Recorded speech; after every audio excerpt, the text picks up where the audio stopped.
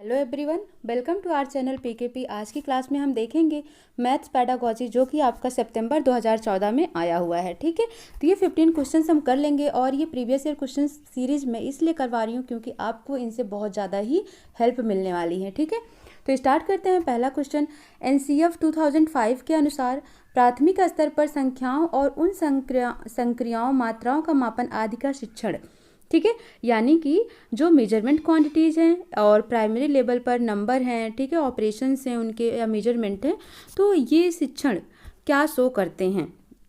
गणित शिक्षण के संकीर्ण उद्देश्य को पूरा करते हैं, उच्च उद्देश्य को पूरा करते हैं, गणितीय के उद्देश्य को पूरा करते हैं, चिंतन प्रक्रिया के, या महत्वपूर्ण गणित शिक्षण के उद्देश्य को पूरा करते हैं। तो याद रखना है आपको यहाँ पर क्या होगा इसका करेक्ट आंसर। देखो, क्योंकि यहाँ पर किसकी बात की जा रही है? संक्रियाओं का मतलब ऑपरेशंस, जैसे प्लस माइनस मल्टीप्लाई, ठीक है, मेजरमेंट और सेंटीमीटर डेसीमीटर ये सब। तो अगर ये छोटी छोटी चीज़ें कराई जा रही है, इसका मतलब गणित शिक्षण के संकीर्ण उद्देश्य को पूरा करता है। Means narrow aim of teaching of mathematics का उद्देश्य है एनसीएफ 2005 के अकॉर्डिंग। ठीक है, नेक्स्ट क्वेश्चन है हमारा क्वेश्चन नंबर 47। क्लास थर्ड में एक शिक्षक शिक्षार्थियों को 4562 और 728 का योग करने के लिए कहता है। शिक्षार्थी प्रश्न के उत्तर में निम्न प्रकार से रिएक्शन करता है या प्रतिक्रिया देता है। ठीक है, यह प्रतिक्रिया यह दर्शाती है कि बच्चे में कमी है, किस कौशल की कमी है। ठीक है, तो अब आप यहाँ पर देखो तो उसने क्या किया, पोजीशंस को सही से नहीं लिखा है। पोजीशंस की जहाँ पर बात आएगी, इसका मतलब वहाँ पर कॉन्सेप्ट किसका आ रहा है? स्थानीय मान का आ रहा है, पोजिशनल वैल्यू का आ रहा है। इसका मतलब बच्चे में स्थानीय मान की अवधारणा की कमी है, कॉन्सेप्ट ऑफ प्लेस वैल्यू की कमी है उसमें। ठीक है, तो ऑप्शन नंबर 2 क्या होगा? इसका राइट आंसर हो जाएगा। नेक्स्ट क्वेश्चन देखते हैं। क्लास फोर्थ की पाठ्य पुस्तक से दी गई निम्नलिखित समस्याओं में से कौन सी बहुअनुशासनात्मक समस्या की ओर संकेत करता है? मीन्स मल्टी डिसिप्लिनरी प्रॉब्लम की ओर रिफर करता है, ऐसा कौन सा ऑप्शन है? तो पहला है आपका, भारत के झंडे का आरेख बनाइए और झंडे में सममित रेखाओं की संख्या पहचानिए। तो आरेख मीन्स पहले क्या करना है? आरेख बनाना है, फिर क्या करना है? Symmetric lines. तो इसमें आपने क्या देखा, दो डिसिप्लिन के काम आ गए, एक तो आरेख का, एक आ गया क्या? सममित रेखाओं का। तो रेखाएं पहले पता होना चाहिए, फिर सिमेट्री नॉन सिमेट्री लाइंस क्या होती है उनके बारे में क्या होना चाहिए, आरेख यानी कि जो ड्राइंग होती है उनके बारे में पता होनी चाहिए। ठीक है, बार डायग्राम, पाई चार्ट एक्सेट्रा के बारे में। तो इसमें हमको दिखाई दे रहा है कि मल्टी डिसिप्लिनरी प्रॉब्लम है। लेकिन दूसरा देखते हैं, दी गई आकृति की दर्पण छवि का आरेख बनाओ, यानी कि इसमें केवल और केवल क्या बोल दिया? प्रतिबिंब की क्या बात कर दी। तो ये आपका बहुअनुशासनात्मक समस्या नहीं हुआ। दी गई आकृति में कितनी सममिति रेखाएं हैं? तो ये भी आपका केवल एक ही डिसिप्लिन से पूछा जा रहा है, वो भी क्या? सिमेट्रिक लाइन से। किसी दी गई ज्यामितीय आकृति में एक सममित रेखा खींचना, तो ये भी आपका एक ही डिसिप्लिन को दिखा रहा है, वो भी सिमेट्रिक लाइन को। तो यहाँ पर जो मल्टी डिसिप्लिन की बात होती है वो कौन सा ऑप्शन कर रहा है? ऑप्शन नंबर 1, क्योंकि इसमें आपसे ग्राफ भी बनवा रहा है और आपसे सिमेट्री लाइन भी आइडेंटिफाई करने को कह रहा है। तो ये आपका हो जाएगा मल्टी डिसिप्लिनरी प्रॉब्लम, यानी कि बहुअनुशासनात्मक समस्या वाले क्वेश्चंस। ठीक है, तो ऑप्शन नंबर 1 इसका राइट आंसर हो जाएगा। नेक्स्ट क्वेश्चन हम देख लेते हैं। निम्न ग्रिड वर्गाकार कागज पर खींचा गया है, 1, 10, 100, 1000। ठीक है, यहाँ पर भी वही लिखा हुआ है। ऐसे ही सिखाना होता है बच्चों को जब प्लेस वैल्यू के बारे में बताते हैं हम। ठीक है, तो यह निरूपण किसकी ओर संकेत करता है? तो ये किसकी बात किया? मैंने पहले ही आपको बोल दिया प्लेस वैल्यू सिखाते टाइम। अब प्लेस वैल्यू जब भी बात आ गई, इसका मतलब वहाँ पर क्या हो गया? स्थानीय मान। तो यह निरूपण स्थानीय मान की ओर, कॉन्सेप्ट ऑफ प्लेस वैल्यू की ओर संकेत करता है। तो ऑप्शन नंबर 2 क्या हो जाएगा? इसका राइट आंसर हो जाएगा। ठीक है, अबेकस नहीं होगा, यहाँ पर अबेकस भी दिया हुआ है तो ये नहीं होगा। क्योंकि नहीं होगा? अबेकस में ऐसे मोतियों जैसे कनेक्टेड होते हैं। ठीक है, और दहाई और इकाई की तुल्यता यहाँ नहीं करनी, कंपैरिजन तो करना नहीं है, गणितीय खेल, ये कोई गेम नहीं। ठीक है, तो ये क्या है? प्लेस वैल्यू की अवधारणा है। नेक्स्ट क्वेश्चन हम देख लेते हैं। प्राथमिक स्तर के बच्चे दी गई आकृतियों को उनकी दिखावट के आधार पर वर्गीकृत करने के योग्य हैं। ठीक है, बेन हाइल के अनुसार वे ज्यामितीय के डैश पर हैं। ठीक है, तो क्या कह रहा है? सॉरी, क्वेश्चन है, प्राथमिक स्तर के बच्चे दी गई आकृतियों को उनकी दिखावट के आधार पर वर्गीकृत करने के योग्य हैं। ठीक है, आकृति के आधार पर क्या करना है? उनको क्लासिफाई करना है।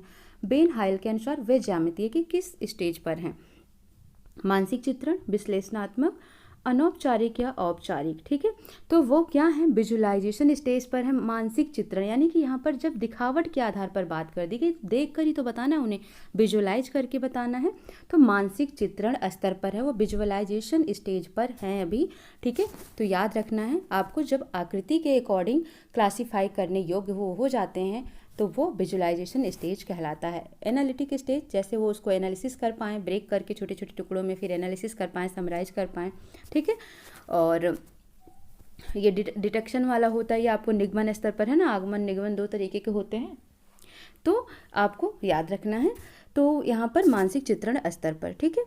नेक्स्ट क्वेश्चन हम देखते हैं, हस्तपरक प्रतिमान स्थिर चित्र, फिर क्या बोल रहा है आपसे, लिखित प्रतीक, मौखिक और लिखित भाषा, वास्तविक संसार की स्थितियाँ अथवा संदर्भ, ठीक है, को दर्शाने के 5 तरीके हैं। किसको दर्शाने के ये 5 तरीके हैं? ऑप्शन है आपके पास, गणितीय चिंतन को या विचार को, ज्यामितीय प्रमाण को, गणित की पाठ्यचर्या को, या गणितीय शब्द भंडार को। तो याद रखना यहाँ पर किसकी बात कर रहा है, स्टैटिक पिक्चर्स की बात कर रहा है, मॉडल्स की बात कर रहा है, written symbol, spoken and written language, real world situation की बात कर रहा है, कॉन्टेस्ट की बात कर रहा है, ठीक है। तो ये जो 5 तरीके हैं किसके बारे में बताता है, मैथमेटिकल थिंकिंग एंड आइडियाज, यानी कि गणितीय चिंतन और विचार का। तो ऑप्शन नंबर 1 क्या होगा, इसका राइट आंसर हो जाएगा। नेक्स्ट क्वेश्चन देखते हैं, भाग की अवधारणा, पढ़ाने के बाद एक शिक्षक क्लास में गणितीय दीवार का निर्माण करते हैं, ठीक है, और शिक्षार्थियों को 48 घंटे में दिए गए कॉलम में भाग संबंधी कोई 2 तथ्य लिखने के लिए कहते हैं। ये है गणितीय दीवार, इधर है अंकित, अंकुर, बबीता और बॉबी, ठीक है। 25 को 5 से भाग दिया बराबर 5 आ गया, 0 को 6 से भाग दिया 0 आ गया। तो यहाँ पर ऐसे कुछ नाम दिए हुए हैं, ठीक है। ये लोग अपना अपना ऐसे काम करके यहाँ पर लिखेंगे।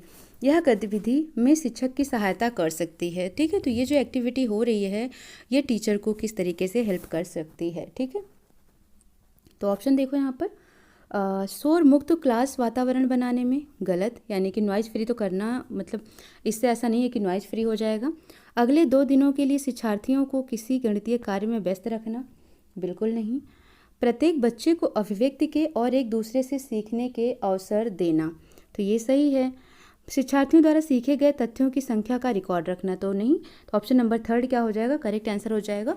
शिक्षक की हेल्प करेगा कि वो बच्चे के अभिव्यक्ति यानी कि एक्सप्रेशन रीजन को समझ पाएगा और एक दूसरे से सीखने के अवसर भी उनको मिल जाएंगे। तो ऑप्शन नंबर 3 इसका राइट आंसर हो जाएगा।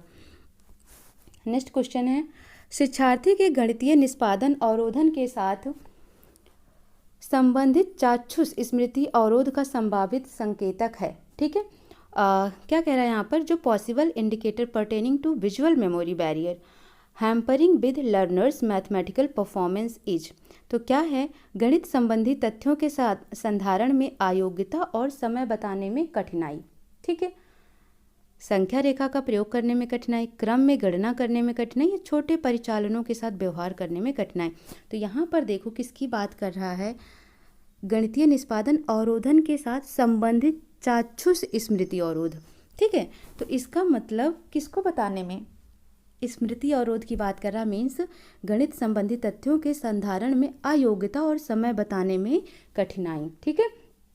तो ऑप्शन नंबर इसका क्या हो जाएगा, इसका ऑप्शन नंबर 1 करेक्ट आंसर हो जाएगा। नेक्स्ट क्वेश्चन देखते हैं, एक शिक्षक क्लास 3 में निम्नलिखित कार्डों का वितरण करता है, ठीक है, और बच्चों को समान आकृतियों का मिलान करने के लिए कहता है। इस खेल का उद्देश्य क्या है, तो 2 कॉलम दिए हुए हैं और बोल रहा है कि जो सेम डिजाइन है उनको क्या करना, मैच करना, पैटर्न बेस्ड क्वेश्चन है ये। तो इसका उद्देश्य क्या है, क्लास के वातावरण को व्यस्त और आनंदमय बनाना, नहीं। विभिन्न अभिविन्यासों में समान आकृतियों की पहचान करने में बच्चों की मदद करना, नहीं। आँख हाथ के समन्वय को बढ़ाना, नहीं। समानता और सर्वांगता की अवधारणा विकसित करना, नहीं। तो इसका जो करेक्ट आंसर है वो ऑप्शन नंबर 2 हो जाएगा, मीन्स विभिन्न अभिविन्यासों में समान आकृतियों की पहचान करने में बच्चों की मदद करना, ठीक है। अगर इन सब में सबसे अच्छा देखा जाए तो इस खेल का उद्देश्य यही है कि चिल्ड्रन जो है वो रिकॉग्नाइज कर पाएँ शेप को डिफरेंट ओरिएंटेशन में, ठीक है। तो ऑप्शन नंबर 2 इसका क्या होगा, राइट आंसर हो जाएगा। नेक्स्ट क्वेश्चन है, जियो बोर्ड किसके शिक्षण का एक प्रभावी साधन है, ठीक है। तो जब भी जियो बोर्ड, जियो का मतलब यहाँ पर आपको जब भी देखोगे तो ज्योमेट्री से स्टार्ट होगा, ठीक है। किसके शेप की बात होगी यहाँ पर? ज्योमेट्री डिजाइंस की बात होती है, ज्योमेट्री शेप्स की बात होगी और उनकी जो भी करेक्टरिस्टिक या प्रॉपर्टीज होती हैं उनकी बात होगी। तो जियो बोर्ड किसके शिक्षण का एक प्रभावी साधन है? ज्यामितीय आकृतियाँ और उनकी विशेषताएं यानी कि ज्योमेट्रिकल शेप और देयर प्रॉपर्टीज की एक अच्छा प्रभावी साधन है। नेक्स्ट क्वेश्चन देखते हैं। क्लास में गणितीय भाषा में निपुणता को निम्नलिखित क्रम में समस्याओं को प्रदर्शित करने के द्वारा बढ़ाया जा सकता है। ठीक है, अब ऑप्शन क्या क्या दिया? रोजमर्रा की भाषा, फिर गणितीय करण स्थिति भाषा, फिर गणितीय समस्या समाधान की भाषा या प्रतीकात्मक भाषा। ठीक है, तो याद रखना है, इसमें कैसे याद रखना है आपको? सबसे पहले क्या करना है, रोजमर्रा की भाषा से बच्चा सीखेगा, फिर गणितीय करण स्थिति भाषा सीखेगा वो, है ना, फिर समस्या समाधान, फिर उसके बाद प्रतीकात्मक भाषा। तो इस तरीके से ऑप्शन नंबर पहला ही आपका करेक्ट आंसर हो जाएगा। ठीक है, तो क्लास में निपुणता को समस्याओं को प्रदर्शित करने के द्वारा बढ़ाया जा सकता है। तो सबसे पहले बच्चों को उनकी रीजनल लैंग्वेज में जिसमें बात करते हैं उसके अकॉर्डिंग समझाओ, फिर उनको मैथमेटिकल तरीके से सिचुएशन लैंग्वेज में ले जाओ, फिर समस्या समाधान की भाषा में समझाओ और फिर उनको सिम्बोलिक लैंग्वेज में समझाओ। तो इस तरीके से वो बेटर अच्छा सीख पाएंगे। तो ऑप्शन नंबर 1 राइट आंसर हो जाएगा। नेक्स्ट क्वेश्चन देखते हैं। गणित में प्रक्रमण संबंधी प्रवाह पूर्णता का अर्थ है। ठीक है, नियमों, सूत्रों और कलन विधियों या कलन गणित का ज्ञान होना और परिशुद्धता, लचीलेपन एवं निपुणता के साथ उनका क्रियान्वयन करना गणित में लचीलापन की ओर संकेत करता है। ठीक है, जो कह रहा है कि जो गणित में लचीलापन है वो किसकी ओर संकेत कर रहा है? ऑप्शन है आपके पास समान प्रकरण के विभिन्न प्रकार की समस्याओं का समाधान करने की योग्यता, दूसरा है समान निपुणता के साथ अंक गणित और ज्यामिति की समस्याओं का समाधान करने की योग्यता, एक से अधिक उपागमों का प्रयोग करते हुए एक खास प्रकार की समस्या का समाधान करने की योग्यता। तो ये तो करेक्ट लग रहा है। परिशुद्धता के साथ समस्याओं का समाधान करने और सभी चरणों को लिखने की योग्यता। तो गणित में लचीलापन, ठीक है, जो ये फ्लेक्सिबिलिटी है मैथमेटिकल्स में, वो किसको रिफ़र करता है? वो ये रिफ़र करता है कि एक से अधिक उपागम का प्रयोग करते हुए एक खास प्रकार की समस्या का समाधान करने की एबिलिटी आ गई है। यही होता है मैथमेटिकल फ्लेक्सिबिलिटी। ठीक है, तो ऑप्शन नंबर 3 क्या होगा? राइट आंसर हो जाएगा। नेक्स्ट क्वेश्चन देखते हैं। एक बच्चा मानसिक रूप से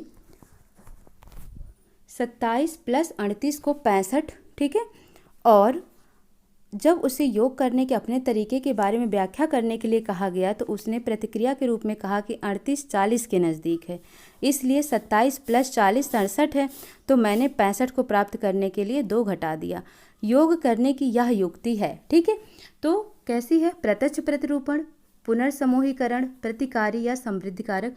तो ये किस टाइप का है? कंपनसेटिंग, यानी कि प्रतिकारी इसका करेक्ट आंसर हो जाएगा। इसमें बच्चा क्या कर रहा है? ठीक है, कंपनसेट कर रहा है। तो ऑप्शन नंबर 3 इसका राइट आंसर हो जाएगा। नेक्स्ट क्वेश्चन है, मानसिक गणित संबंधी गतिविधियां महत्वपूर्ण हैं क्योंकि यह निम्नलिखित में से किसी एक के अवसर उपलब्ध कराती हैं। ठीक है, तो अगर हम यहाँ पर बात करते हैं तो पहला ऑप्शन क्या है? क्या कह रहा है? मानसिक गणित संबंधी गतिविधियां। ठीक है, यानी कि मेंटल मैथ एक्टिविटीज़ की बात कर रहा है कि ये इम्पॉर्टेंट है क्योंकि ये हमें प्रोवाइड करती हैं, ये प्रोवाइड करती एक चांस, किस चीज़ का अवसर हमें प्रोवाइड कराती हैं? ठीक है, मानसिक संगणन संबंधी प्रतिक्रियाओं का विकास, क्योंकि शिक्षार्थी तेज गति से संख्याओं के परिकलन के बीच संबंधों की पहचान करने की कोशिश करते हैं। ठीक है, तो जब भी मेंटल मैथ एक्टिविटीज़ की बात की जाए तो ऑप्शन नंबर 1 यहाँ पर ये करेक्ट होगा, क्योंकि developmental computation procedure as the student try to identify the relationship between numbers for fast calculation. ठीक है, जैसे जैसे हम बढ़ते जाते हैं मैथ में क्या होता है? फास्ट कैलकुलेशन करने के लिए नंबरों के बीच में रिलेशनशिप आइडेंटिफाई करना शुरू कर देते हैं। तो ये किससे होता है? मेंटल मैथ एक्टिविटी के कारण ही होता है। ऑप्शन नंबर 1 सही है। पेपर पेंसिल का उपयोग करते हुए क्लास में प्रक्रियाओं को सीखने में निपुणता प्राप्त करना नहीं, कलन विधि को सीखने में निपुणता प्राप्त करना नहीं, परिकलन में परिशुद्धता के साथ उनकी गति को बढ़ाने और परीक्षाओं में उनके निष्पादन में सुधार। तो नहीं, ऑप्शन नंबर 1 ही इसका करेक्ट है। ठीक है, तो फर्स्ट आपको याद रखना है कि 59 का option number 1 is the right answer. Next question देखते हैं। प्राथमिक क्लास का एक बच्चा संख्या यानी कि नंबर, संक्रिय चिन्ह जैसे कि operations plus minus, addition, subtraction, multiplication, division, ठीक है, सिक्कों, कॉइन्स को घड़ी की सुइयों में अंतर, यानी कि कौन सा घड़ी की सुइयाँ जो हैंड, जो मिनट हैंड है या आर हैंड है, ठीक है, उसमें अंतर स्थापित नहीं कर पाता है। यह तथ्य इंगित करता है कि इस बच्चे को निम्नलिखित में से किस प्रक्षेप में समस्या है, मीन्स किसके रिगार्डिंग उसको प्रॉब्लम आ रही है, सुनने में उसको, प्रक्रिया स्मृति में, या दृश्य प्रक्रम में, या फिर लैंग्वेज में। तो जब वो चीज़ों को देख कर विजुलाइज करके वो नहीं समझ पा रहा है, इसका मतलब उसको विजुअल प्रोसेसिंग में प्रॉब्लम आ रही है, तो दृश्य प्रक्रमण इसका क्या हो जाएगा, करेक्ट आंसर हो जाएगा। ऑप्शन नंबर 3 राइट आंसर होगा।